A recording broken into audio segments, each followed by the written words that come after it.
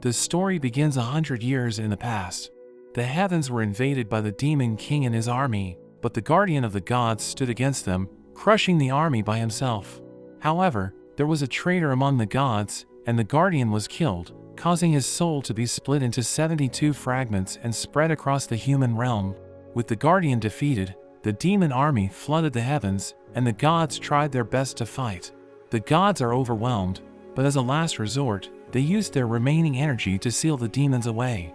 But without the gods looking over the world, chaos started to spread, and the only way to restore order is by collecting the 72 pieces of the guardian's soul and using his energy to free the gods. In the present, the world is in chaos, and we see two brothers, Yun and Shen, as they take shelter in a house. But the ground shakes and the house starts to collapse, so Yun puts his brother into a basket, and they manage to get out just in time. Meanwhile, their father Gong fights against an enormous demon, but he struggles against it, and he gets smashed into a pillar. The brothers arrive, wanting to help their father, but the demon suddenly attacks them. Their father manages to block the attack, stunning the demon, and he throws them up onto one of the pillars for safety while he blocks the demon's attack. He transforms his weapon, turning it into a 3-section staff, and wraps it around the demon's hand. He knees the demon in the face and proceeds to strangle it with his weapon, but the demon breaks the chains and sends him into the air. But he kicks the 3 sections of his staff around the demon, and he activates his skill which binds the demon. While it's restrained, he manipulates the surrounding pillars to form a hand and trap the demon. But he knows this won't hold the demon for long, so he runs away with his boys. They make their way to a cave, where they find an area covered with vines. Gong uses a skill to open the heavenly gates of the palace, making the vines recede, and revealing 2 swords on pedestals. They pull the swords out simultaneously, making the pedestals disappear as a gold container emerges before them. Gong gives it to Yun, telling him to give it to his brother when he grows up. His father hands him the other sword, telling him that the 2 swords have been passed down by the demon hunters. Yun doesn't think he is worthy to wield them, but his father says he has been practicing since he was a boy, so he believes in him. The ground shakes, and they realize the demon must have gotten free. They reach a stone bridge in a room filled with lava, and Gong explains it was a spirit room used by past demon hunters. The demon suddenly breaks through the ceiling, and Gong gets caught, but uses an ability that makes parts of the walls crash into the demon. He manages to get free, and he uses another skill to trap the demon into a spherical prison, which then falls into the lava, covering the area in smoke.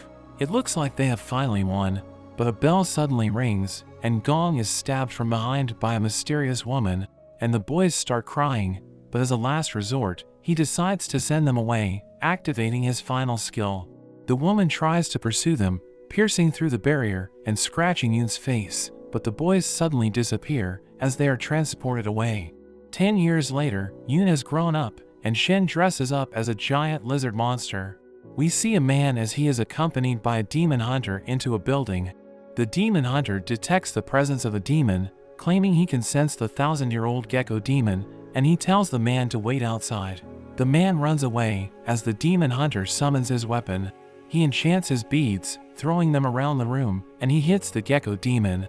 He follows up with another attack, cutting the demon's head off, but the man suddenly panics, asking the gecko why he screwed it up.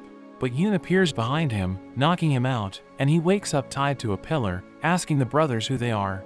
Yun threatens him, and the man admits he is actually just a fake demon hunter who has been working with the demon to scam people of their money. He partnered with a weak demon who would haunt buildings, and then he would pretend to hunt it down, and they would split the profits. Shen wonders how people are so easily tricked, and the man says it's all thanks to his handsome face that makes people trust him, saying that Yun's face would never convince people he's a demon hunter because he looks like a bandit.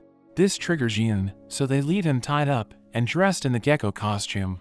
After that, Shen undergoes his coming-of-age ceremony, since he is now 14 years old. Yun performs the ritual, causing Shen to be surrounded by light, and talismans surround him. The light disappears, and Yun tells him he is now an official demon hunter. Shen questions if he is ready, but Yun tells him to believe in himself, and shows him the gold container their father left to him. Shen opens it, and he finds a tiny iron rod. He wonders what it is used for, and Yun only remembers how their father said it was his destiny. Shen treasures it since it's a gift from his father, and he wears it as a necklace. At that moment, an old man runs to them, asking them to save the town, because there's a mist that has caused people to disappear. He offers them money, but Yun thinks it could be another scam. So he is more interested in continuing Shen's coming-of-age ceremony, ready to show him a good time, but he runs into the old man, who drops his bag, revealing a golden bell, and Yun remembers the woman who killed his father. So they decide to check out the town, which is completely surrounded by mist. While walking around the town, Shen suddenly disappears, as Yun sees a cat demon who talks to him. He asks about the origins of the bell, but the cat starts attacking him. Yun dodges its attacks, and the cat demon attacks him from behind. It uses the mist to disappear and reappear, and it manages to hit him from behind. But Yun spins around, creating a whirlwind that clears the fog around him, and the demon is knocked to the ground. She begs him not to kill her, claiming she will do anything for him, and Yun asks her about the bell. The girl claims she just happened to find it, but she doesn't know where it came from, so Yun tells her to just leave the town. She thanks him for his mercy, but she suddenly lunges at him. However, Yun is prepared, using his backslash technique, and he easily defeats her. But as she disappears, she tells Yun that her brother will get revenge for her by killing Shen. Meanwhile, Shen is attacked by another cat demon, who looks down on him for being a kid. But Shen claims he is no longer a kid, as he prepares to fight. Yun watches from a distance, and calls it a final trial. The cat launches his attacks at Shen, who skillfully evades the attacks as he closes in on the demon. The demon grabs onto his stick, but Shen manages to overpower him, and even land a hit on him, but this makes the demon angry, so he starts fighting seriously, using his speed to attack Shen before he can even react. He breaks Shen's weapon, and Yun thinks about helping him, but his necklace starts to glow, and he grabs onto it, and it transforms into a weapon. Shen throws it at the demon, blowing him away, and releasing a powerful energy wave that can be felt from miles away. The energy even reaches the demon woman, and she realizes that he has finally awakened. The weapon pierces through the demon's chest, but he is still alive, surprised to see the golden staff in his chest. He notices Shen is no longer conscious, so he tries to pull out the staff, but Yun arrives, asking him about the bell as he threatens to kill him.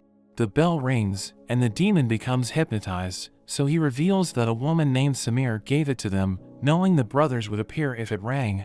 Yun asks about Samir, but the demon says it's none of his business, as he starts repeating his mission to kill the demon slayers and snatch the soul fragment. The bell starts spinning wildly, and it enters the demon's mouth, causing him to explode. The explosion is caught by two people, who seem to be from a more advanced civilization, who head for their teleporter to check it out. Shen wakes up, and Yun tells him he did a good job. He retrieves the golden staff, but it transforms back into its tiny form. The duo from the advanced civilization arrive, telling them the staff doesn't belong to them. They scan the artifact, confirming that it is their target, and calling it the Shenzhen staff.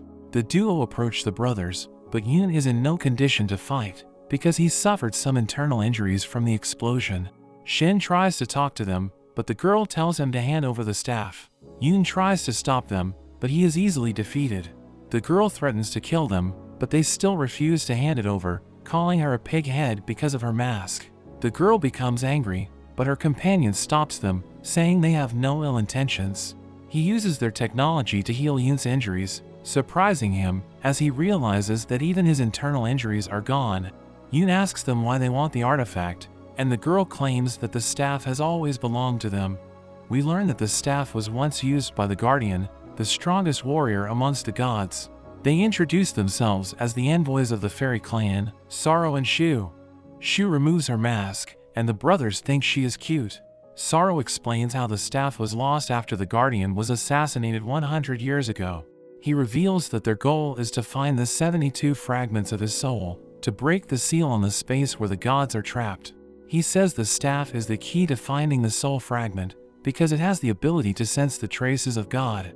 Yun thinks it's a clue to finding the demon that killed their father, so he doesn't want to give up the staff. He asks them how they can be so sure that the artifact is really the Shenzhen staff, and Sorrow tells them about how it produced energy waves when it was awakened, which spread throughout the 6 realms. Sorrow warns them that the demons would have also felt it. He explains that the demon King Mara and his army were also sealed away with the gods, so he thinks the demons will also be making a move to free him. Yoon doesn't trust them, but Shu tells them that if they don't free the gods, the world will continue to be in chaos, and if the demons break the seal first, the world will also be doomed. Shin decides to trust them, giving them the staff, and Yoon supports his brother's decision, thinking it will keep Shen away from danger. As they leave, Shu thinks they are trying to trick her with a fake, since it has turned to iron, but when Shen takes it back, it becomes golden again. Shu is confused at what is going on, and Sorrow reveals only a pure heart can wake it up, and it has acknowledged Shen as its new honor, so they have no choice but to bring them along, and the brothers agree to go, thinking it must be fate. They claim the reward from the old man, and they look at the staff which points them in the direction of the next fragment. Sorrow summons a ship, and they all board it to begin their journey. They travel through the desert, and we see a strange woman named Ying, who passes out on the ground. The ship detects her, and performs an emergency evasive maneuver, causing the ship to go flying off to the side. Shu wonders what's going on, and the ship tells them about the woman it detected. Yoon looks around, seeing a woman in the middle of the desert, and he rushes to help her. She passes out in his arms, and he sees a wound on her body, so he carries her back to the ship, but Shu stops him, telling him not to let a stranger in. Shu finds the situation strange, while Yoon thinks she's just jealous of her figure, so they begin to argue. Ying is able to enter the ship, and Sorrow asks her how she got injured. Ying says she ran into a group of bandits who tried to kill her, but she was able to get away from them. She asks them to take her back to the dark canyon, because she is scared of running into the bandits again.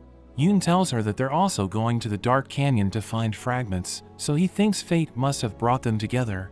Ying is curious about the fragments, and Shen shows her the staff, saying it detected a fragment in the dark canyon, but Shu becomes upset because they are telling her everything, and she tells him to put the staff away. Sorrow suggests leaving for the dark canyon the next day, as he leaves the room with Shu.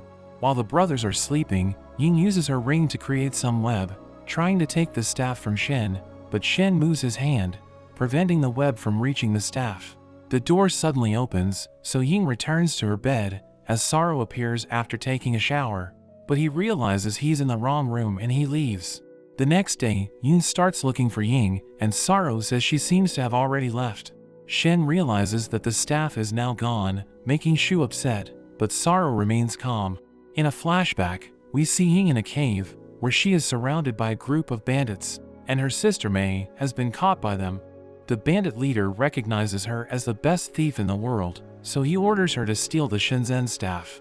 Ying knows about the artifact, but she thinks it's just a legend, because people have been trying to find it for 100 years, but none have succeeded. The boss tells her that it's real, claiming nobody was able to find it, because it was sleeping, but now it has awakened.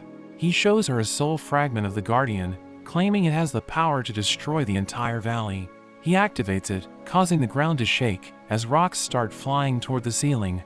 He claims he will be able to control the demons if he has the staff, because it is the strongest divine weapon, and he warns her not to go against him.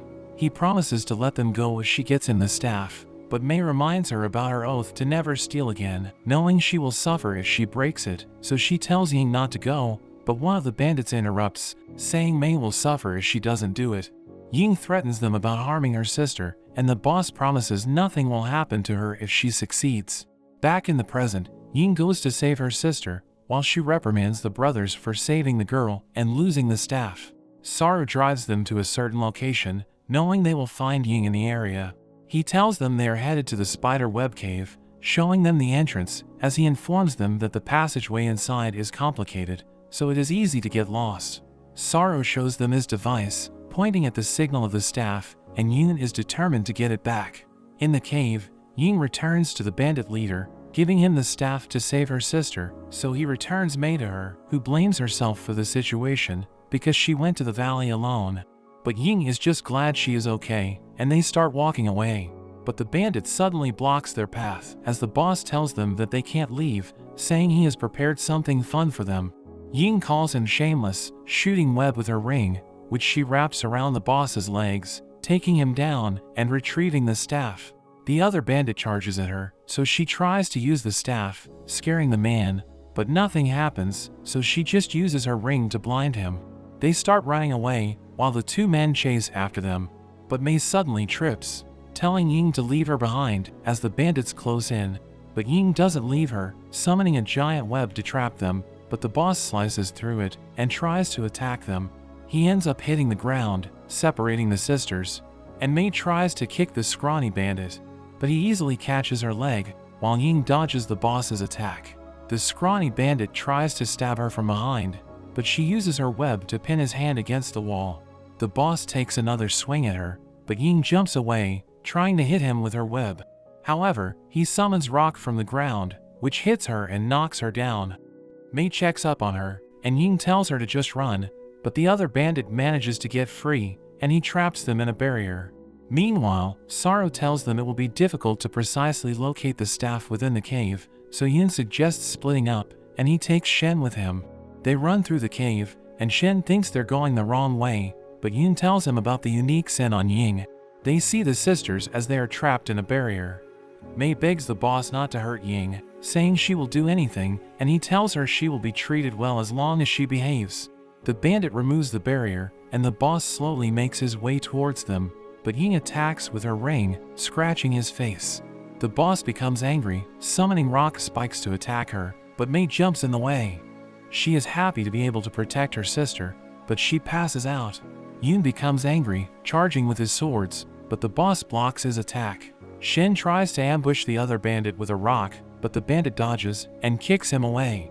There is suddenly an explosion, which creates an opening in the cave, and they are joined by Shu and Sorrow. Shu fires her cannon at Ying, but Yun blocks the blast, deflecting it into the ceiling.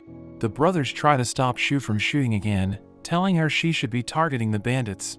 They see a barrier surrounding the bandits, and they notice how the bandits are using the power of the soul fragment, saying they have absorbed it into their bodies. Shu wants to destroy them, but Yin gets in the way, telling the sisters to run. The boss claps his hands, causing his men to appear, and he orders them to attack.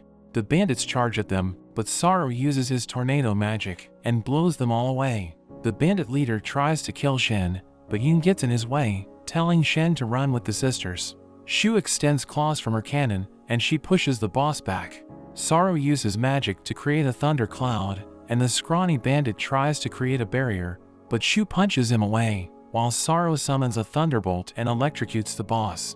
The brothers help the two girls get away, and Ying apologizes for lying to them, but Shen tells her it's not her fault, knowing she did it for her sister. The bandit boss gets back up, attacking with his fists, while Sorrow jumps back, using a fire spell on the boss. But he creates a rock shield, reflecting the flames back onto Sorrow. Shu comes to his rescue, clashing with the boss, and they are both pushed back. The boss starts using the power of the soul fragment, which is revealed to be only a small portion of the fragment's power, but it is still a threat to them. The boss launches rocks at them, while Sorrow creates a water shield, but it is not strong enough, so they jump away as Shu fires her cannon. The boss uses a rock to make the projectile explode in midair, but it breaks into smaller projectiles, causing an explosion around the boss, and he uses a rock shell to defend himself. He starts to think he's invincible, but he doesn't realize he is standing in water, and Sorrow uses his lightning on it, electrocuting him while Shu fires her cannon, and the boss is defeated. They retrieve the soul fragment from his body, and they escape from the cave before it collapses. Meanwhile, we see the brothers with the two girls, but the scrawny bandit suddenly lunges at them. Shen tackles him away, but the bandit immediately gets up, wanting to attack Shen, but Yun interferes. The bandit dodges Yun's attack and counters with a kick, pushing him back. Tentacles appear behind the bandit, attacking Yun as they exchange blows. The bandit jumps, launching his tentacles at Yun, who barely evades the attacks. Yun is at a disadvantage, so Shen grabs onto the bandit, while Yun dashes toward him, but the bandit traps Yun inside a barrier as he kicks Shen away. Yun slashes at the barrier as the bandit uses petrification magic on him, slowly turning him into stone.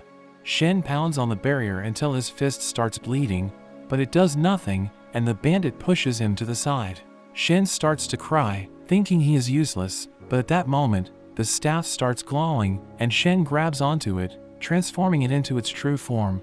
He uses it to break the barrier, and also reverses the petrification spell.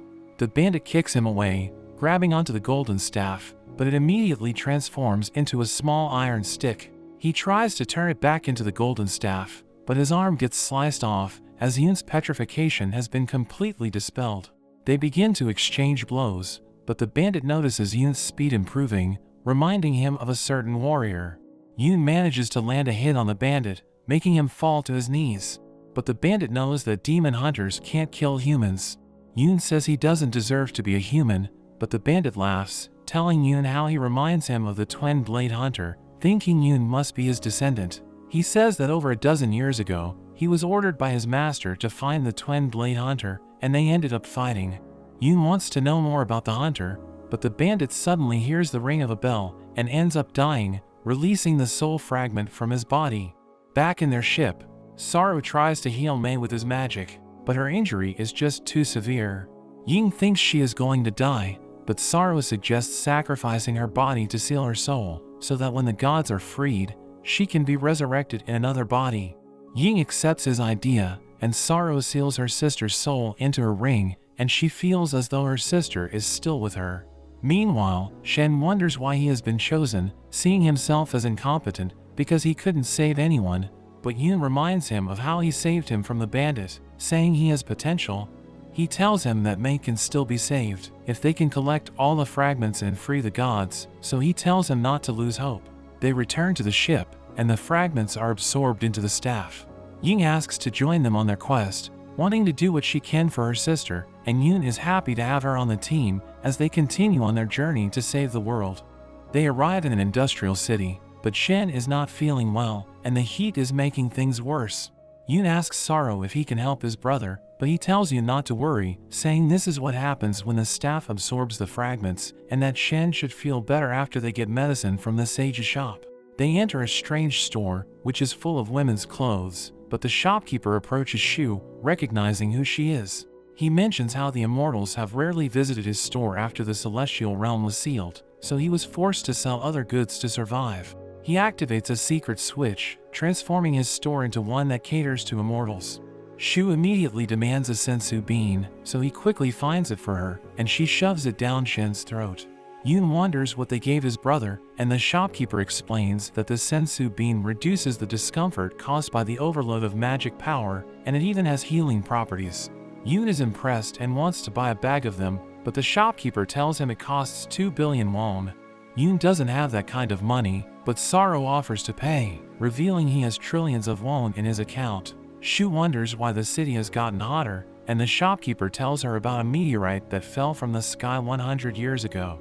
He says the climate has been hotter ever since, and it now serves as the industrial furnace of the city. Sorrow thinks it will slowly cool down, but the shopkeeper tells them that the whole city needs it, and he mentions Faizan, who is the actual ruler of the city.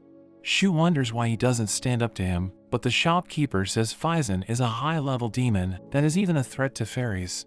Sorrow asks Shen to spin the staff around, so he gives it a go, and it allows Sorrow to see that the meteorite is responding to the staff, so he concludes that there is a soul fragment in the meteorite, but the rod falls as the necklace breaks.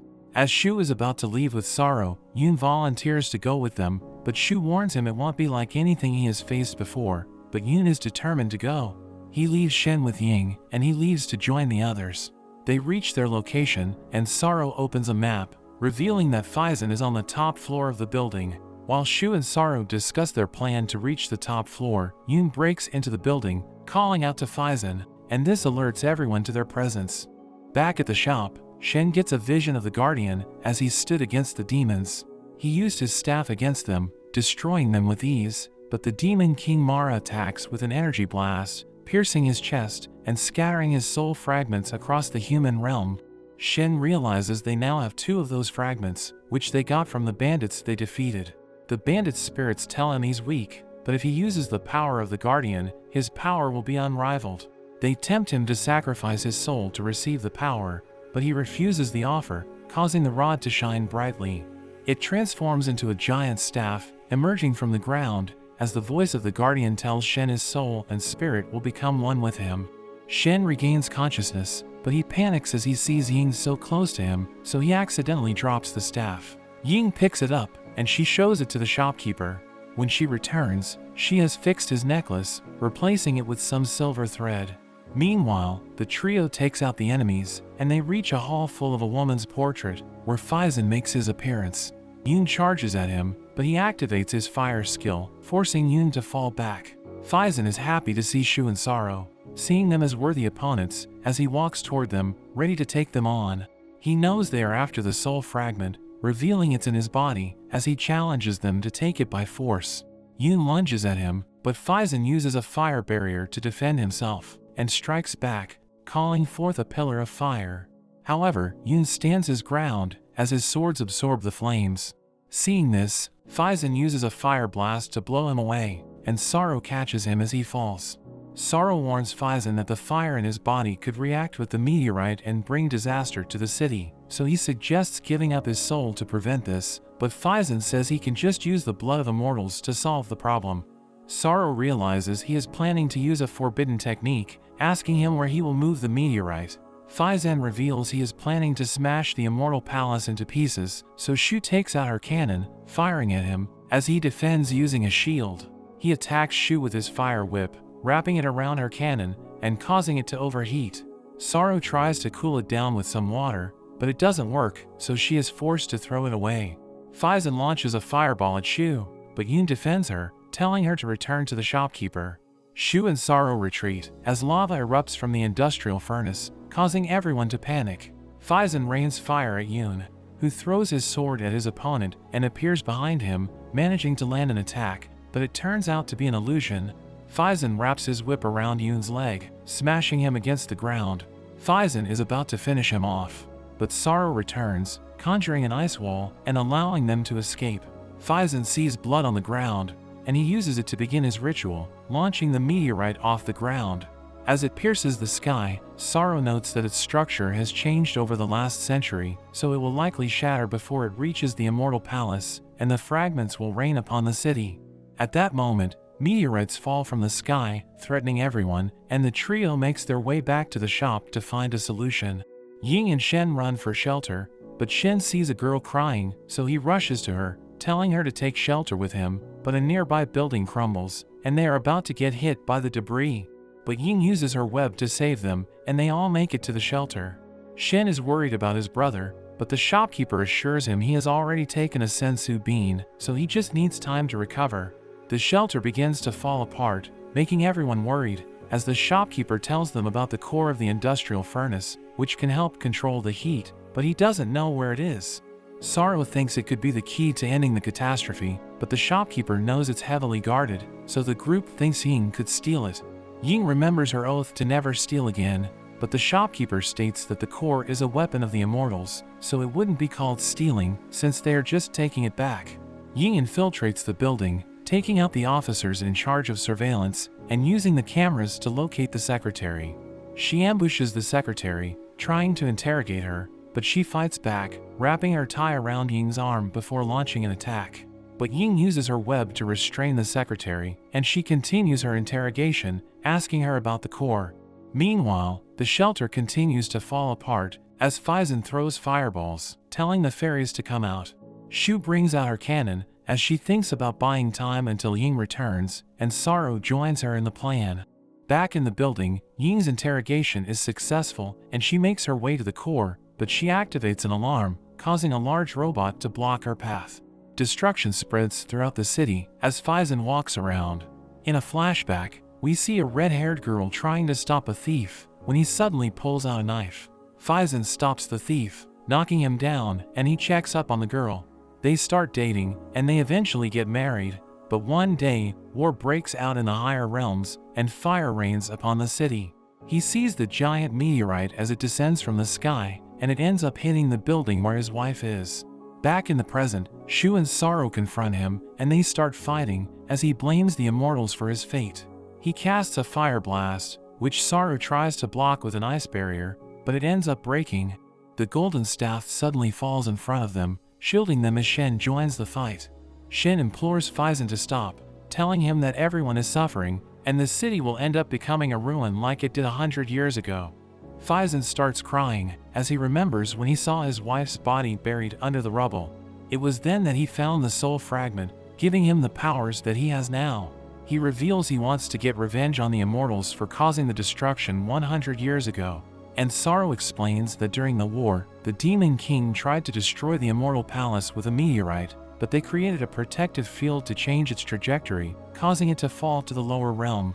Phison claims that the immortals don't value human lives, as he throws a fireball at Shu, but Shen protects her with his barrier. Shen tells him that if he destroys the city, he is no different from the immortals, saying he can't change the past. But this causes him to transform into a wolf monster, and he throws a punch, blowing Shen away. Meanwhile, Ying defeats the robot, and she walks to the core, trying to grab it with her web, but it doesn't work, as her web gets frozen. Phison is about to breathe fire, but he feels a certain energy, which makes him realize they are after the core. He becomes enraged, throwing a fireball which causes a massive explosion, before he makes his way back to the core. Shen protects them with his barrier, and they think about stopping Phison, but Shu is in no condition to go. Shen volunteers to go after him, so Sorrow tells him to save Ying, as he uses a teleportation spell on him. The wall around the core breaks, so Ying hides, as a strange man makes his entrance. He takes the core with his hand, which starts to freeze, but it's stopped thanks to the armor he's wearing. At that moment, Phison arrives, telling him to put it down. They start fighting, grappling with each other, but neither of them are backing down. The man explains the core is a gift for his sister, as he transforms into a massive bull, overpowering Phison. The man drives his claw through Phizon's chest, defeating him, and the soul fragment comes out of his body. The man takes the fragment, putting it in a box along with the core. He sees the meteor descending upon the city, wanting to see how powerful it is. But at that moment, the box is knocked out of his hand, as Shen extends his staff. The man grabs onto it, but he realizes his life force is being absorbed, so he quickly pulls it away, charging at Shen with his axe, but Ying saves him in the nick of time. The staff keeps absorbing his life force, so he ends up cutting his arm off. He decides to retreat, using a strange stone, and he teleports away. The giant meteor is about to destroy the city, but Phison tells Shen he can stop it by breaking the core. So Shen takes his staff and strikes the core, causing the city to be covered with ice, freezing the meteor and causing it to shatter. Phison cries as he realizes he failed his wife, but his wife's soul appears before him, telling him he protected the city, hugging him as he passes away. The group continues their journey as they make their way to a river that can heal Yun's wounds. They arrive at a seemingly abandoned desert town, where they suddenly experience a power malfunction. Sorrow goes to check it out, and the brothers think Sorrow has been behaving strangely. Shu reveals the town used to be a trading area with the people around, and Sorrow's army was stationed in the mine area, but she refuses to go on, not wanting to expose him. Yun thinks they should support him, so the brothers go to Sorrow, who tells them he doesn't need help, explaining that the ship's power crystal is broken, so they should look for a replacement in the nearby mine. However, he claims the situation in the mine is complicated, so he wants to go alone. Yun offers his help, but Sorrow tells him not to get in his way. We learn that Sorrow was sent on a mission to investigate the mines with his team. His teammates joke around as they make their way to the mines, and we see his teammate holding onto a certain helmet, which is the same as the one he now finds in the sand. Shen starts to get worried, because Sorrow is taking a long time to return, so he asks Shu to track his location. Yun says Sorrow will probably run away if anything bad happens, but Shu tells him to shut up, because he has no idea what Sorrow has been through. As Sorrow walks to the mine, he remembers his teammates, and in a flashback, we see his team entering the mines. They look for the human miners that have gone missing, but it's too dark, so one of them lights up the area, revealing miner helmets scattered around the area. They see a hole that leads to the underground mine, and Sorrow checks out the map, seeing vital signs underground, so they think the miners must be hiding there. His teammates sense the danger, saying they are not equipped for combat, but Sorrow reminds them about their mission, ordering them to prepare for battle. His team jumps into the hole, and they blast zombies as they see them. Sorrow thinks they are the missing miners, but there's too many of them, so they start running away. The zombies block their path, so his teammate throws grenades and tells them to take cover. The zombies are taken out, but one of them gets injured, and as they walk away, the blood on the ground forms a sigil. They reach a safe spot, where they use some cables to send a message to HQ, requesting backup. However, as they send the message, the wall behind his teammate breaks, and he suffers a fatal injury as a monster appears behind him, which they recognize as the corpse-reaping beast. Back in the present, Yoon knows about the beast, saying it's a powerful monster that eats corpses, which is a threat even to the immortals. Shu adds that it can only live in the dark demon realm, so it's not even supposed to be in the mines. Shu tracks Sorrow's location, and we see he is now gathering crystals, but he notices he is standing on a sigil. He recognizes it as a formation to open the demon realm's passage, which is activated by the blood of an immortal. This explains how the monster was able to enter the mines, and he realizes that his team was the sacrifice for the formation. The beast appears before him, so he prepares for battle, as he remembers how his team was killed by the monster. Sorrow tried to save his friend, but he tells Sorrow to complete the mission, knowing he can't be saved. However, Sorrow tried to fight the monster, crushing it with a stone pillar, but it had no effect. Sorrow collapses, but his friend steps forward, sacrificing his life to trap the monster. Sorrow gets a vision of his teammates, and he cries as he apologizes for failing to protect them, but they tell him not to give up, saying it's not time for him to join them, telling him to find the truth behind the formation. Sorrow wakes up as Shen calls out to him, and he sees the others fighting against the monster. Shu blasts it with her cannon, but it has no effect, so Sorrow tells Shen to protect everyone with his barrier, as he traps the monster in a formation. Shen wonders if he is planning to sacrifice himself, and Sorrow says he doesn't want to lose any more friends. The others continue to gang up on the monster, but it just throws them away.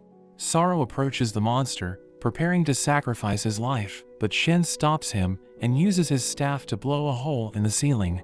With the monster exposed to sunlight, it quickly crumbles, and everyone makes it out alive. Sorrow honors his fallen comrades, as he vows to discover the truth behind the sigil, and he joins the group as they continue their journey to gather the soul fragments. They arrive at the healing river, and Sorrow reveals that people also go to that river to pray for their wishes to come true. Ying wonders why there aren't a lot of people around the river, and Shu explains that it's because of the incident in the mine, which made the fairies withdraw from the area, thinking there are demons. This gave the area a bad reputation, so everyone is now afraid to go there, because they could die before they reach the river. Shen and Yun bathe at the river, and Shen notices that Yun's wounds are healing. They see a mysterious man named Mugen staring at the sky, so Yun approaches him, trying to talk to him, but Mugen ignores him. He walks closer, as Shen gives him his equipment, asking him about the man.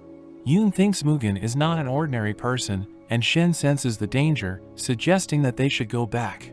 Yun agrees to this, but Mugen notices his swords, and they are stopped by him.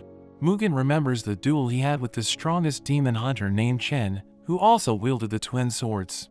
Chen tries to fight him with one sword, but he gets pushed back, so he decides to get serious, pulling out his second sword.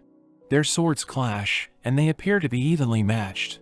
Mugen unleashes his ultimate skill, shattering the ground around him as Chen spins his swords around, combining his swords and transforming it into a double-bladed staff. They charge at each other with everything they have, and Chen comes out on top as Mugen gets injured, leaving a scar on his face.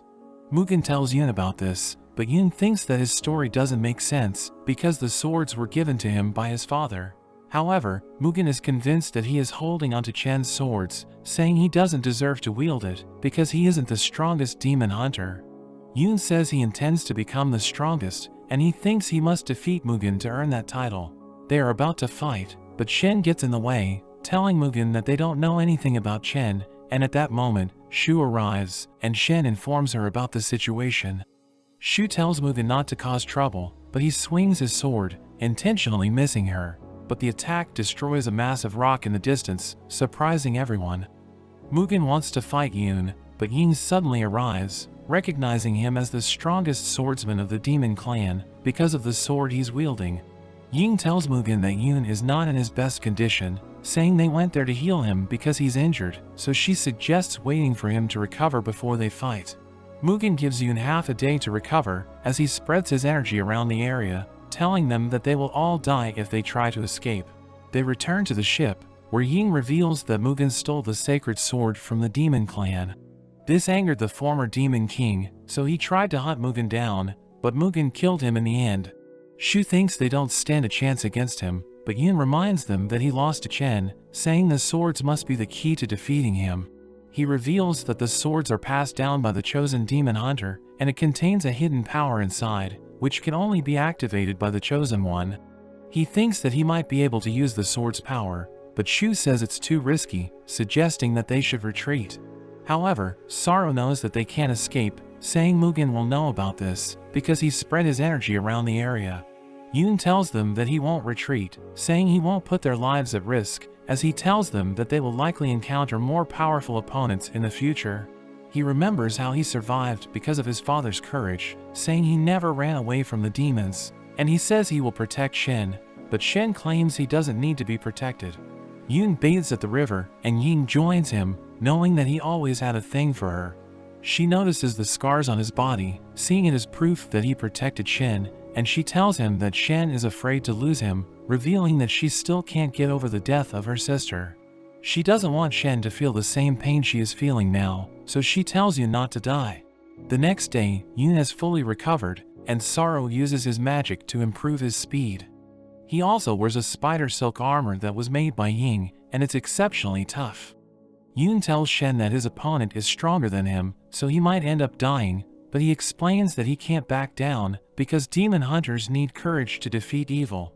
Yun believes that they need to risk their lives even if the opponent is stronger than them, saying they can defeat any opponent if they turn fear into courage. In a flashback, we see a young Yun looking at the twin swords. He is about to touch it, but Gong stops him, telling him not to mess around. Gong reveals that only the chosen demon slayer can wield it, and even he isn't worthy to do so. Yun wants to be the chosen one, but Gong calls him arrogant, saying he still has a long way to go. Back in the present, Yun tries to attack Mugen, but he gets pushed back. Mugen counters, slashing his chest, but his armor protects him, but when Mugen thrusts at him, the armor isn't enough, and he gets injured. Sorrow notes that Mugen's sword is longer, so he has the advantage in terms of reach. As Yun struggles to dodge Mugen's attacks, he remembers when he would fight against his father, who would hit him on the head with his staff. Yun calls him a cheater because of the length of his weapon, and he starts running away as Gong chases after him. Yun suddenly throws his weapon, but Gong deflects it and knocks him down, causing him to yield. Gong tells him that his tricks aren't effective, telling him he needs to train. We see Yun training at night when he is suddenly attacked by bats. He swings his sword around, but he can't hit them, and they surround him as he notes that the bats aren't afraid of him despite his longer reach. As a bat bites him, he realizes that a weapon's reach can be countered with good technique. The next day, we learn that the bats have been defeated. Yun has a rematch with his father, where he is able to pressure him with his technique. Gong attacks with his staff, but Yun narrowly evades it, and he manages to catch his father, winning the duel. Yun's fight against Mugen continues, and he throws sand around so that he can close the distance. They fiercely exchange blows, and Yun parries his attack, following up with his own strike. Everyone thinks Mugen is done for, but Mugen survives, saying it's time for him to get serious. A dark energy surrounds his blade, as he attacks with a skill which causes Yun's armor to crack. Ying reveals that the armor will break if the same point is attacked repeatedly, and Mugen continues to use the skill as Yun struggles to dodge the attacks, but he ends up getting hit, causing the armor to break. Yun tells Mugen that he's too strong, saying he doesn't stand a chance. In another flashback, a man tells him that there is a monster in the village, so he starts looking for his father, but Gong is nowhere to be found. He takes the swords from the house, and he rushes to the village, but along the way, he sees a bear trying to attack Shen. Yun throws snowballs at the bear, grabbing its attention as he prepares to fight it. Back in the present, Yun continues to fight as he notes that Mugen is so much better than him, but he knows that he must fight on because it is his duty to protect Shen. Yun gets knocked down as Mugen tells him that he's just wasting his life because he's too weak to protect other people. But Yun thinks that it is worth sacrificing his life to protect someone important. He recalls that when he fought the bear, he got injured, and his blood flowed through his swords, unlocking a mysterious power which surrounded the swords with a dark aura. He becomes filled with killing intent, and he charges at the bear, but Gong suddenly arrives, knocking him down. Gong tells the bear to hibernate in the cave, threatening to kill it if it causes any more trouble, and the bear crawls away. They return to the house, where Yoon apologizes for his actions, asking him why he doesn't want anyone to use the twin swords. Gong tells him that the weapon requires discipline because its power could backfire. He reveals that the user can sacrifice his blood to awaken the demon in the sword and acquire greater power. However, this is a very risky technique because the user could end up losing his life in the process. Yoon decides to try this out, slashing his arms and causing his blood to cover his swords. He becomes surrounded by a dark aura as he lets out a powerful scream. Mugen recognizes the technique as blood sacrifice, and Yoon swiftly dashes toward him, blowing him away. With this new power, Yoon manages to pressure his opponent as Sorrow notes that the power isn't human. Yoon corners Mugen, but he tells Yoon that it's not enough, and Yoon gets pushed back. Mugen tells him that he's nowhere near Chen's level, saying he lacks the intent to kill. We return to the battle between Mugen and Chen, where Mugen wonders what he's thinking about, because he doesn't seem to care about winning. Chen states that he just wants to end everything, but Mugen thinks that he speaks nonsense. He thinks that fighting is about the survival of the fittest, but Chen doesn't share his sentiment, saying it's a path that never ends. Mugen charges at him, but as they exchange blows, Chen tells him that there are beings superior to them, so his quest to become the strongest will never end. Chen uses his ultimate skill to defeat Mugen, and to this day, he still remembers the attack, knowing Chen could have ended his life that day.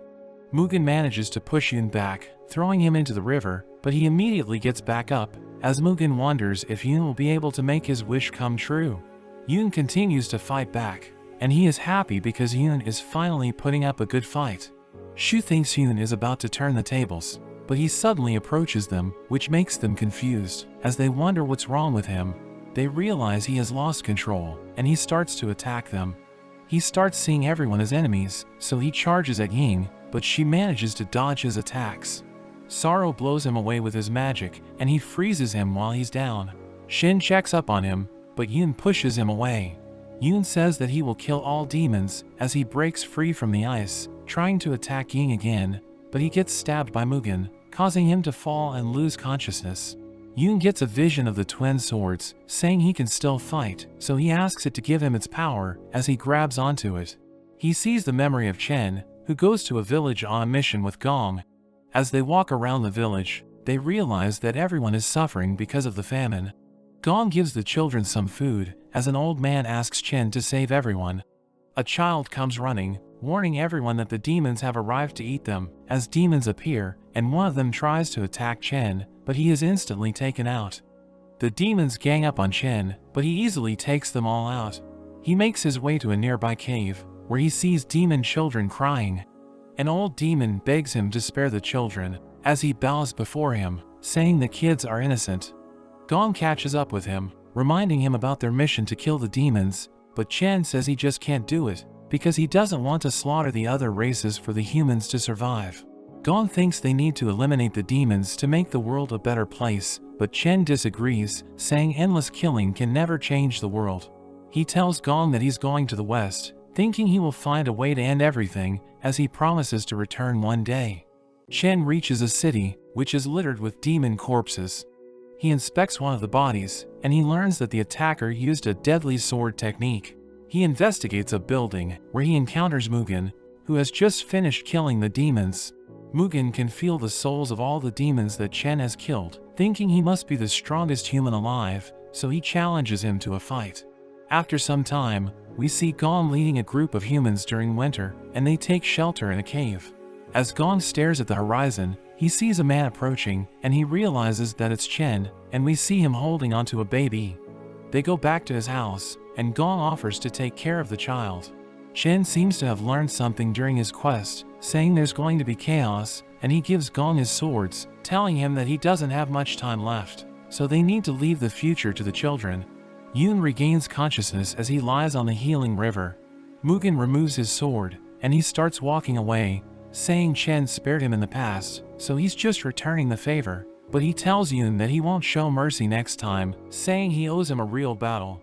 Mugen leaves, and Yoon's injuries are healed, and Shen is glad he is okay. Yoon tells Shen about his dream, saying it must have been a memory fragment left in the twin swords. Shen wonders if his staff also has something to do with Chen. but Yoon says they will need to find the soul fragments to figure it out. They return to the ship, but they don't know what to do next, because they need to gather the soul fragments, but also learn about the secrets behind the twin swords. Sorrow tells them about Shaolin, the most well-informed place in the world, and he mentions it's the only city where immortals reside in this realm.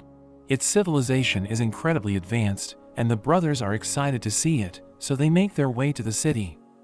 At Shaolin City, we meet the young master Chen Yu, as a Persian princess is presented to him as a bride candidate. His butler Fu informs him that she is good at dancing, and she demonstrates this on the spot, but Chen Yu isn't impressed, so Fu tells her to leave. Fu wonders why he doesn't like any of the princesses presented to him, since he has already rejected 999 candidates, but he is confident that Chen Yu will like the last one, as he calls out to an evil enchantress. A charming woman appears, and she manages to grab Chen Yu's attention, but when she removes her mask, revealing a hideous face, he is instantly turned off, and he runs away in horror. While outside, Chen Yu recovers from the traumatic experience, and he thinks Fu has terrible taste in women. He reveals he is already in love, and it turns out he likes Shu.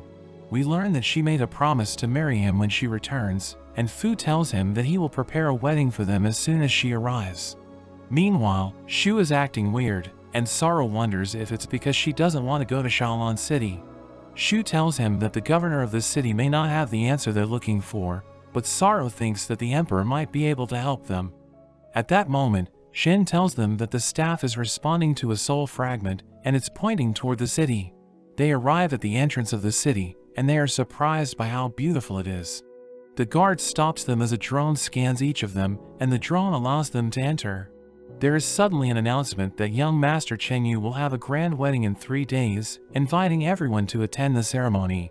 Shu is surprised that Chen Yu is about to get married, and she seems to be upset. As they walk around the city, a fruit vendor tells them that her goods are free to celebrate the young master's wedding. Shu pesters her about the details of the wedding, wanting to know everything about it, while Ying wonders why she cares so much about it.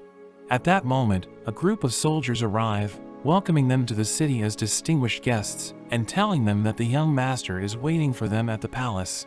They are surprised by this treatment, and they enter the palace, where they have an amazing meal, as Chen Yu welcomes them to the city. Ying congratulates Chen Yu on his engagement, saying it was a surprise, so they weren't able to prepare a gift for him. However, Chen Yu states that they already have the biggest gift for him, and they realize that Shu is actually the bride. We learn that Fu has already made preparations for the wedding, when they confirm that Shu returned to the city. Chen Yu reveals that he has recorded her information in the security system, so the wedding festival was automatically triggered when she returned, reminding her about the promise she made to him. In a flashback, we see a young Shu protecting Chen Yu from a group of bullies. The bullies look down on Chen Yu because he's from the lower realm, so they threaten to beat him up, but Shu defeats all of them. Chen Yu thanks Shu for saving him, saying she's amazing, and he wants her to go to Shaolin City when she grows up, because he wants her to be his bride. Shu wonders where bride is, and Chen Yu tells her that the bride gets to spend all of his pocket money, so she promises to be his bride. Back in the present, Chen Yu reveals that he has been waiting for her to return, and he is happy that they can now hold the wedding. However, Shu tells him that she didn't know what a bride was because she was too young at the time. She reveals that she asked the bullies to target him, threatening to beat them up if they didn't comply, because she wanted him to owe her and pay for her food. But Chen Yu says he doesn't care, saying those details don't matter, because she already made a promise to him, and she returned to the city. Yoon tells him that Shu returned for the wedding, and this makes her upset, as Shen notices that she doesn't want to get married, but Yoon thinks that they could use the wedding to meet the emperor, so they all decide to play along. Sorrow gives a signal to Shu, reminding her about their mission to find the soul fragments. She knows that she needs to deal with Chen Yu to complete the mission, so she decides to play her part until the day of the wedding. Shu goes to her room, as the others gather outside, discussing what they should do next. They are worried about Shu, and Ying wonders if she will stay in the city to get married, but everyone thinks it's impossible. The staff responds to a soul fragment, and Sorrow tracks its location, giving them a lead to follow. That evening, we see Shu in her room, thinking about the promise that she made. She doesn't want to proceed with the wedding, so she plans to run away after they complete their mission. But we learn Chen Yu is actually the holder of the soul fragment, and he swears he will never allow Shu to leave again. We see Yun and Ying drinking together when a woman catches their attention. She bumps into a man, and she realizes that she lost her necklace, so she starts asking for help. Yun tries to stop the thief, trying to act cool, but the thief runs past him and manages to escape. The woman arrives with the guards, telling them that Yun is the thief because he's wearing her necklace. The guards arrest him, and Yun tries to explain that he has been framed, but they don't believe him. Ying tells them that he is a guest of Chen Yu, so they check their records, but the guards reveal that Yun and Ying are listed as illegal immigrants, so they start running away. Meanwhile, Shen and Sorrow are searching for the soul fragment, but they can't find it. The staff points to the city gate, and Shen thinks that the fragment isn't in the city, so they go outside, but as they reach a forest, the staff stops responding. They decide to head back, but as they arrive at the entrance, they hear an announcement saying the gates will be closed until the wedding ceremony, and no one will be allowed to enter the city. Shen rushes to the gate, but a barrier repels him as Sorrow wonders why the city has been locked down. They meet an old man who reveals that he collected herbs for his sick daughter, wondering how he can enter the city. Shen speaks to the guards, telling them about the old man, but they tell him that they are just following orders from Chen Yu, and they can't allow anyone to enter. Sorrow wonders if this has happened before, but the man tells him that this is the first time. Shen tries to use a grappling hook, but the barrier prevents it from touching the wall, so Sorrow uses his magic to help him reach the top, but his magic is suddenly dispelled. He notes that the barrier is too strong, and Shen wonders how they can enter the city. The man tells them that there is another way, revealing that there is a secret tunnel that leads to the city. He leads them to an opening, allowing them to enter the tunnel. As they explore it, Shen hits a barrier, pushing him back, and Sorrow recognizes it as the work of immortals. He realizes that he can pass through the barrier, thinking the tunnel was built for immortals. He searches for a switch, and he injures his hand, activating a mechanism with his blood, which removes the barrier, allowing his companions to enter. They reach the end of the tunnel, and they climb to the top, but they realize that they have just interrupted a performance. Sorrow uses his magic, allowing Shen to perform acrobatic moves, and the crowd is convinced that this is part of the performance. But a woman reports them to a guard, so they start running away as the guard chases after them. They hide in a crowd, allowing them to lose the guard, but they realize that they're in the news, and the people stare at them, so they dash away.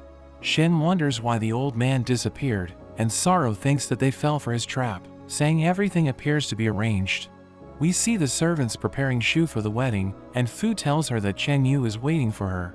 She meets him in a studio, where they have their pictures taken. He is about to kiss her, but she stops him, wondering why he wants to marry her, because he already knows that she manipulated the bullies, but he reveals the true reason why he was bullied. In a flashback, we learn that Shu was popular in the academy, and Chen Yu wanted to grab her attention. So he asks the bullies to help him, saying he will give them food if they bully him. They decide to help him out, and Shu interferes, beating them up, so he thanks her for saving him, saying he will buy food for her. Back in the present, Chen Yu reveals that he did all of this so that he can show off his wealth and ask her to marry him. He reveals that he can't leave the city because of his duties, but he is happy that she arrived, telling her to rule the city with him. But she tells him that she didn't go to the city to marry him, saying she just went to the city to find the soul fragment. He is devastated to hear this, thinking he deserves to be rejected, but he suddenly hugs her, and the photographer takes their picture, saying he was able to get a good shot. The picture is displayed in public, and Shen sees this, so he wonders what's happening. Sorrow thinks about everything that happened, and he concludes that Shu is in danger. Shu becomes upset because Chen Yu is pushing her to marry him, but she suddenly becomes submissive as he uses the soul fragment, saying he doesn't want her to take any more risks. We see an announcement about the wedding, revealing that invitations were sent to sect representatives. Ying wonders how they can enter the palace, and Yun thinks about charging head-on, but she tells him that she has another plan. We see two men with invitations to the wedding, and Ying approaches them, asking them if she can sit with them. They are stunned by her beauty, and they allow her to join them. She tells them that she was just passing by the city, but she is now trapped because the city has been locked down. They offer her accommodation, but they start fighting over her. While they are distracted, Ying uses her web to take the invitations, and she sends them to Yun. Ying continues to distract them, and they continue to fight over her. But they eventually realize that their invitations have been stolen, and she is nowhere to be found. Yun and Ying discuss how they can enter the palace, thinking Yun's swords are going to be a problem.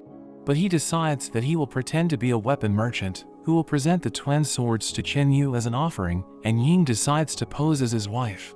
Shen and Sorrow have been captured, but Sorrow tells them that he is Shu's personal nurse, and that she needs to undergo magic treatment because she is suffering from a disease, saying the wedding will be ruined if she gets sick. The guards check the camera footage, and they learn that Sorrow was with Shu when she entered the city, so they decide to inform Chen Yu.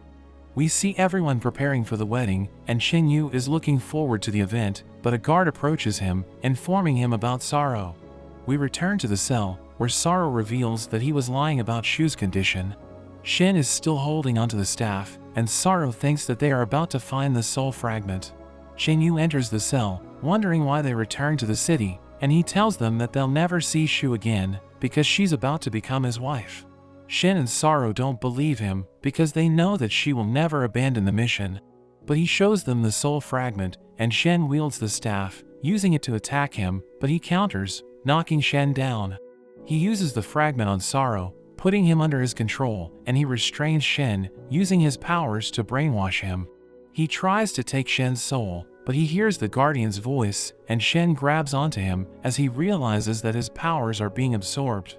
The Guardian reveals that Shen's body belongs to him, so he won't let Chen Yu take it away.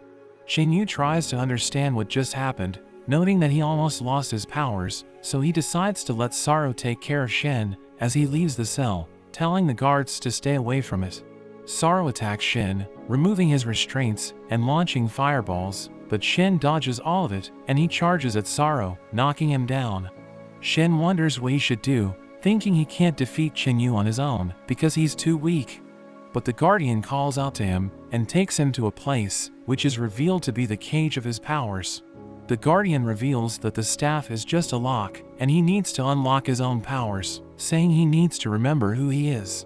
He recalls that he is a demon hunter, and he suddenly starts falling, but he grabs onto his staff, which starts shining brightly. He returns to the cell, realizing that he's holding onto his staff, so he wonders if it was all an illusion. He screams for help, saying Sorrow has been cursed, and a guard hears him, opening the cell to investigate, but Shen knocks him out. Shen tries to escape the dungeon, but he realizes that he's lost, and a man tells him that he needs a guide. The man offers to show him the way if he opens the door to his cell, revealing that he is the Emperor. He explains that his son Chen Yu locked him up, telling the people that the Emperor is living in seclusion so that he can rule the city. He recognizes Shen's staff, convincing Shen that he is telling the truth because the Emperor is known for his knowledge. Shen unlocks the door, and as he removes the Emperor's restraints, he tells him that he wanted to meet him. Shen tells him about the situation, explaining that his group is looking for the soul fragments, but Chen Yu is trying to get rid of them, so the Emperor agrees to help them, saying he will bring Chen Yu to justice. They try to sneak into the palace, but they are caught by the guards, and they are about to be arrested. But smoke covers the area, as Yun and Ying appear, knocking down the guards. Shen introduces them to the Emperor, telling them that he was locked up in the dungeon, and explaining that Sorrow is still in his cell, because he was brainwashed by Chen Yu. Ying thinks that Shu has also been brainwashed, and the Emperor tells them about the soul fragment, saying it has the power to control minds. Yun tests the Emperor, asking him if he knows about the twin swords, so he tells Yun that it was used by Chen, but it looks different from the original one. Yun is convinced that he really is the Emperor, telling him that they need to wear a disguise for the mission, so Yun leaves to get something for Shen and the Emperor. He steals the clothes of the guests and gives it to them, so everyone is now ready for the mission. The guests gather for the wedding, and as Fu delivers a speech, they notice that Sorrow is also in the event. The Emperor says that Chen Yu used magic to control the army, so they need to be careful. He tells Yun to challenge Chen Yu to a duel, knowing the city's tradition will compel him to accept it, and the Emperor promises to reveal his identity at the right moment. Chen Yu and Shu appear before the guests, and they proceed with the marriage, but Yun interrupts them, saying he wants to fight Chen Yu, and everyone looks forward to seeing their battle. Fu explains that there is an objection at the wedding, so according to tradition, Chen Yu needs to fight Yun. They enter the arena, where Fu introduces Yun to everyone, saying he has spent time traveling with Shu, so he must be in love with her. But Fu thinks that Chen Yu's love will prevail, and they prepare to fight, as the crowd wonders how Yun can even win, because he's only human, and he's fighting against an immortal. Yun charges in, and their battle begins, while Ying makes her way to Sorrow, trying to grab his attention, but he isn't responding, because he's still under the effect of the soul fragment. She tries to wake him up, but Chen Yu sees her, so he controls Sorrow, causing him to attack her, but she kicks him away. Yun and Chen Yu continue to exchange blows, as Chen Yu wonders how a mortal can be so powerful. He activates the power of his spear, covering it with ice energy, and he attacks Yun, managing to land a hit. Meanwhile, Shen makes his way to Shu, trying to wake her up, but the Emperor knows that it won't work, because she's still under Chen Yu's spell.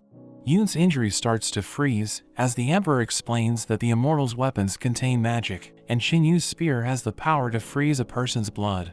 Shen thinks that it's time for the Emperor to reveal his identity, but he says that it's not yet time, telling Shen to trust his brother.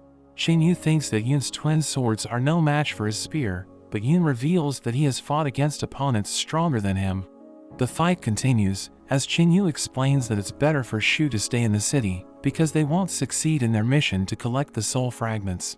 He kicks Yun away, telling him that it's impossible for a human to defeat an immortal, but Yun explains that humans can break their limits, and he unleashes his true power. He lunges at Chen Yu, and they continue to exchange blows, as Yun manages to land a hit. Chen Yu decides to fight seriously, saying Yun will die if he can't keep up. They fight with everything they have, destroying their surroundings, and they clash in midair, releasing a shockwave which affects everyone in the area. The Emperor thinks it's time to reveal his identity, so Shen tells everyone not to trust Chen Yu, because he locked the Emperor in the dungeon, so that he can become the ruler of the city. The Emperor reveals himself, and Chen Yu is surprised to see him. He exposes Chen Yu, saying he brainwashed Shu and Sorrow, and the Emperor orders the guards to arrest him, calling him a traitor. The guards surround him, but he explains that the Emperor is possessed by a demon, and Fu tries to explain the situation, but the Emperor tells the soldiers not to believe them, because they are working together. Seeing that he has no choice, Chen Yu uses a skill, blowing the soldiers away, and covering the area with ice. But Yun manages to withstand the attack, and Chen Yu wonders how this is even possible. Yun attacks him, but he explains that they are no longer fighting for Shu, because the city is in danger.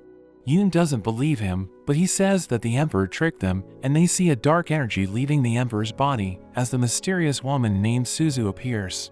She reveals that she was hiding in the Emperor's body, and we learn that he was struggling to contain her, so he ordered his son to seal him in the dungeon. He entrusted the city to Chen Yu, who locked him in the dungeon, ordering the servants to seal the place with magic. Chen Yu is determined to stop Suzu, but Yun is angry, because she was the one who killed his father. She remembers him, telling him that he's grown up, and she tells him that Gong was very easy to kill. He charges at her, determined to kill her, but she uses strings to manipulate Shen's body, using him to attack Yun. He tells her to let Shen go, and Chen Yu joins the fight, but she tells him he has another opponent. The old man appears, and he transforms into a demon, the one that Gong defeated.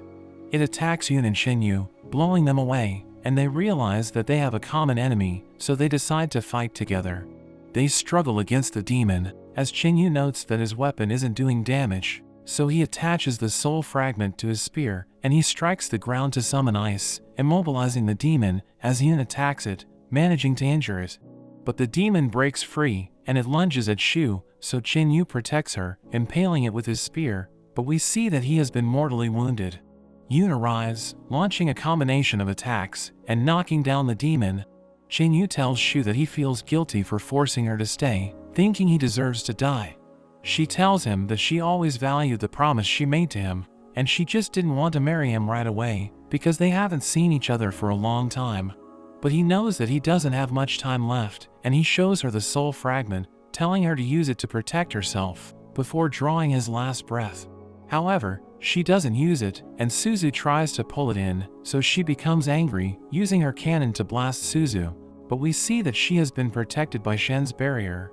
Shu is determined to avenge Chen Yu, but she suddenly collapses, as Suzu tells Yun that his friends are down, saying he doesn't stand a chance on his own. But Yun thinks that this is actually a good thing, because he won't have to worry about hurting his friends, and he uses his blood sacrifice, causing him to go berserk. The demon lunges at him, but he is able to keep up with its movements. However, he is about to lose control, and he tries to resist it, but Suzu realizes that he is vulnerable, so she tries to crush his spirit. He sees a vision, where he is taken back to the time his father was killed. He watches Suzu as she kills Gong, causing him to fall into despair. But he recalls how his father told him that he would be able to unlock the power of the twin swords and become the strongest demon hunter. Suzu is surprised to see that his body is shining brightly, and he sees Chen in his vision. We see that the power of the twin swords has been unlocked, as Chen explains that true power doesn't come from the weapon, but from the wielder who is determined to protect others. Yun uses Chen's ultimate skill, and Suzu recognizes it, knowing how powerful it is, so she orders the demon to defeat him. But he instantly dashes forward, killing the demon in one hit. He appears behind Suzu, telling her that it's over, but Shen attacks him, blowing him away. Shen continues to pursue him, unable to control his movements, and he delivers a devastating blow, knocking Yun down. He is about to finish him off, but Yun restrains him as he begs Yun to kill him, thinking it's the only way to defeat Suzu. She uses a technique, trying to crush the brothers, but Yun tells Shen not to lose, as he throws him to safety. Suzu thinks that Yun has been crushed to death, and Shen despairs, so he thinks about making a deal with the Guardian, asking him if he can lend his powers, but he tells Shen that he needs to pay with his soul. Suzu's strings suddenly break, as Shen unleashes the power of the Guardian. The Guardian tells her that even the immortals fear him, and he is angry because she tried to manipulate his soul. She recognizes him, calling him Fushi, but he stabs her, telling her that she has no right to say his name, as he burns her body away. After some time, we see everyone at Qinyu's funeral, mourning his death, and Yun appears to be frustrated, because he wasn't able to save Qinyu. The group continues their search for the soul fragments, but they don't know where to start. The Emperor advises them to go to Shumi Mountain, where the gods reside, saying they will find what they are looking for. Sorrow says that they can't reach the mountain, but the Emperor reveals that he can take them there, as he uses his magic, opening a portal to their destination. He warns them that the journey is going to be dangerous, and he bids them farewell, as they enter the ship, ready to continue their mission. But that's where this video ends. Remember to like and subscribe to the channel. Thanks for watching, and I'll see you next time.